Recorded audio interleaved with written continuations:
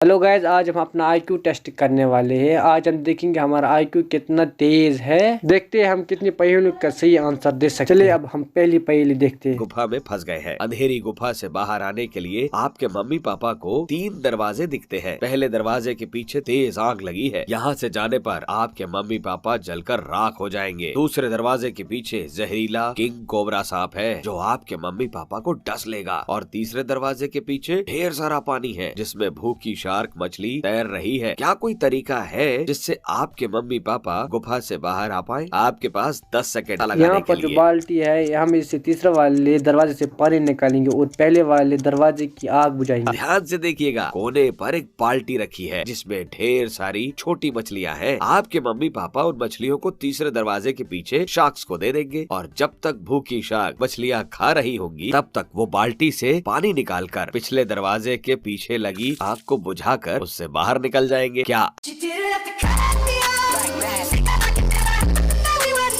साहब को सौम्या का कॉल आता है कि उसके घर में चोरी हो गई है। दरोगा साहब फटाफट उसके घर पहुंचते हैं। वहां जाकर दरोगा साहब देखते हैं सौम्या को किसी ने रस्सी से बांधा हुआ था। सौम्या दरोगा साहब से कहती है, मैं नींद में सोई हुई थी जब चोर मेरे घर पर आए। उन्होंने मुझे बेड से खींचकर रस्सी से बांध दिया। चोर मेरे सारे जेवर लेकर चले गए। वो तो अच्छा हुआ कि मैंने इंश्योरेंस करवाया हुआ था, नहीं तो मैं बर्बाद हो जाती। दरोगा साहब ये सुनते ही सौम्या को जेल में डाल देते हैं। बताइए कि दरोगा साहब ने सौम्या को जेल में क्यों डाला? और जैसे कि मैंने बताया कि मेरे शब्दों पर ध्यान जरूर दीजिएगा वरना यहाँ आपका पॉइंट नहीं बढ़ेगा। अगर ये सौम्या रस्सी से बंधी हुई थी तो इसने दरोगा को कॉल कैसे की? दरोगा को लगा था सौम्या झूठ बोल रही थी, इसीलिए इसने उसको अरेस्ट किया। चलिए आंसर देखते हैं। सौम्या को जब चोरों ने रस्सी से बांध दिया था तो उसने दरोगा साहब को फोन कैसे किया? और सौम्या बोल रही थी कि चोरों ने उसे बेड से खींचकर रस्सी से बांधा, पर बेड तो बिल्कुल ठीक है। दरोगा साहब समझ जाते हैं कि सौम्या इंश्योरेंस के पैसों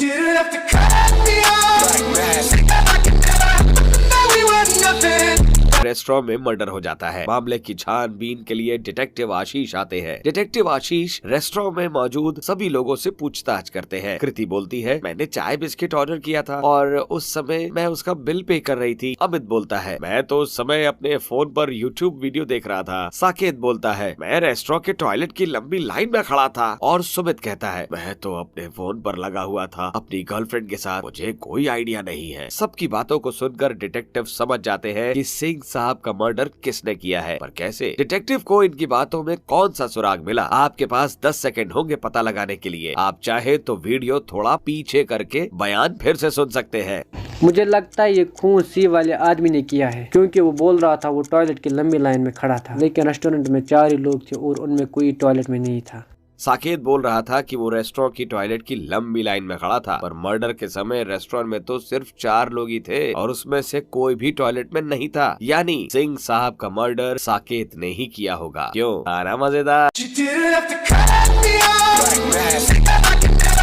के घर पर मर्डर हो जाता है। दरोगा साहब क्राइम सीन पर पहुंच जाते हैं। दरोगा को अमित के 3 दोस्तों पर शक जाता है। शुभम, मुझे अमित से बैंक के पेपर्स चाहिए थे। मैं सुबह आया, अमित से पेपर्स लिए और फिर वापस चला गया। मुझे कुछ नहीं पता। अमित की गर्लफ्रेंड अंजलि, मेरी और अमित की आज डेट थी, लेकिन अचानक अमित का आज फोन आया और उसने डेट कैंसिल कर दिया। और लल्लन, अमित ने मुझसे पैसे उधार लिए थे तो आज सुबह मैं वही पैसे वापस मांगने आया था, मुझे कुछ नहीं पता है। सबके बयान सुनकर दरोगा समझ जाता है कि खूनी कौन है, पर क्या आप बता सकते हैं कि खूनी कौन है? चलिए, हमने 3 पहेलियों का आंसर सही दिया। अब इस पहेली का आंसर आप कमेंट करो, हम देखेंगे आपकी आईक्यू लेवल कितनी हाई है। खूनी अमित की गर्लफ्रेंड अंजलि है। रूम को ध्यान से देखिए, इयररिंग्स पड़े हुए हैं और अंजलि ने एक ही इयररिंग पहना हुआ है और 2 ग्लासेस भी हैं, यानी कि अमित और अंजलि की डेट कैंसिल नहीं हुई थी। अंजलि ने डेट पर आने के बहाने अमित का खून कर दिया। दरोगा अंजलि को पकड़ लेता है।